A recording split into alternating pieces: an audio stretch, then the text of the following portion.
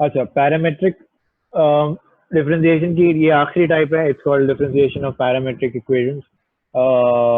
Parametric क्या होते हैं? इम्प्लिसिट में ये होता था कि भाई दो वेरिएबल्स जुड़े हुए होते थे और वो जो है वो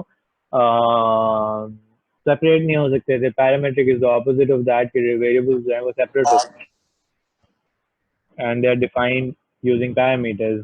Okay, so they are not directly connected, they are connected to a third parameter called t. Generally theta भी हो सकता है इसकी जगह, सही है, depends on the question.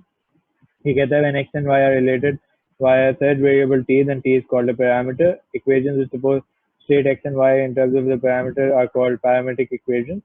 Suppose x and y is this, we can look at the values of x and y for particular values of t. आपका ये काम नहीं होता कि आप x और y को कनेक्ट करें, आपका ये काम होता है कि आप dy by dx किसी तरह निकाल के दिखाएं, सही है। तो आपने जो है वो बचपन में चेन रूल पढ़ा है, आई होप सबको याद होगा, आप सबने अलग अलग तरीकों से पढ़ा होता है।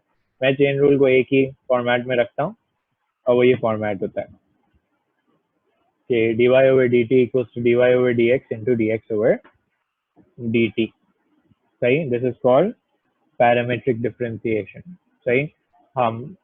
हमारा ऑब्जेक्टिव जनरली ये होता है कि हम dy by dx किसी तरह निकाल के दिखाएं and we do it through the chain rule, सही है। अब पहला क्वेश्चन सिंपल सा दिया हुआ है, उसने कहा if x equals to 2t cube and y equals to 5t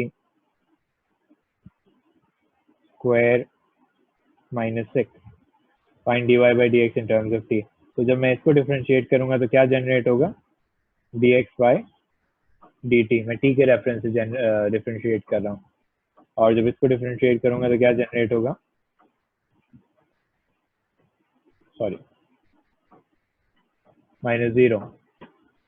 okay, फिर मैं हमेशा क्या लगाऊंगा? मैं हमेशा चेन रूल लगाऊंगा, dy over dt equals to dy over dx into dx over dt, सही है।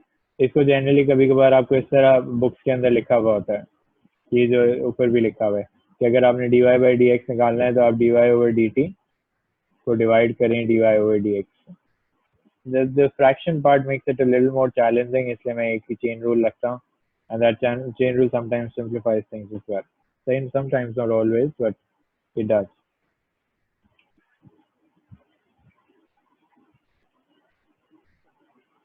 सॉरी, ये ख्याल रखें, मुझसे बार बार गलती भी होती है, आप मुझे याद दिलाएंगे ये गलती अक्सर आप करते हैं, सही है। ये मैंने फिट कर दिया।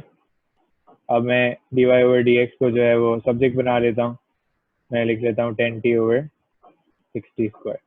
तो एक t कैंसिल आउट हो जाएगा, 5 टाइम्स 3 टाइम्स, ये हो जाएगा 5 over 3t equals to dy over dx, चाहिए। यहाँ पे हम चेन रूल पे रिलाई करेंगे हर क्वेश्चन में। तो देखा, find the value of dy by dx when x equals to -16। अब x equals to -16 दिया हुआ है, मेरा तो जो है dy by dx तो t की टर्म्स में है, तो मैं क्या करूंगा? मैं x से जो है वो t निकालने की कोशिश करूंगा। तो t क्यूब आता है -8, t की वैल्यू क्या आ जाएगी? क्यूब रूट ऑफ -8 इज -2, तो मैं यहाँ पे लगा दूंगा 5 over 3 times -2, so I get what? -5 over 6। तो ये वाला आप मुझे खुद ही करके दिखाएंगे, ये छोड़ दें, ये क्वेश्चन है। I hope everybody understands this, this is simple. मैं यहाँ पे ये कह रहा था कि अब पैरामीटर थीटा होगा, theta is in usually in radians, सही। यूजुअली क्या है, it always has to be in radians. क्यों होगा ये ऐसा, वो हम आगे वाले क्वेश्चंस में देखेंगे, फिलहाल आप ये ट्राई करके दिखाएं। To do this because I have to run to another school and I'm still at home, so it's a complicated day for me today. Let's try to make the most of it. अच्छा, ये वाली differentiation सबको याद होनी चाहिए कि पहले इसकी पावर नीचे आएगी, इसकी एक पावर हो जाएगी, फिर जो ट्रिग्नोमेट्रिक फंक्शन होगा वो डिफरेंशिएट होगा। So this is going to become 2 sin theta cos theta, सही है। फिर जब मैं इसको यहाँ पे लगाऊंगा तो कुछ थोड़ा सा एडजस्टमेंट होगी, लेट्स सी वो क्या होती है।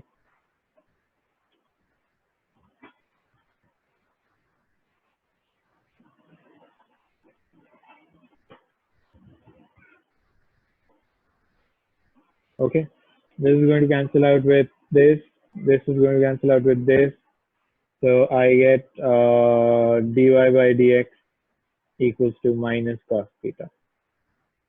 So if I find the values of theta when the tangent to the curve is parallel to the x-axis. Parallel to the x-axis का मतलब होता है gradient 0 हो जाएगा.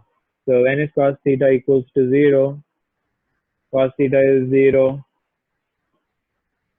on 90 and 270.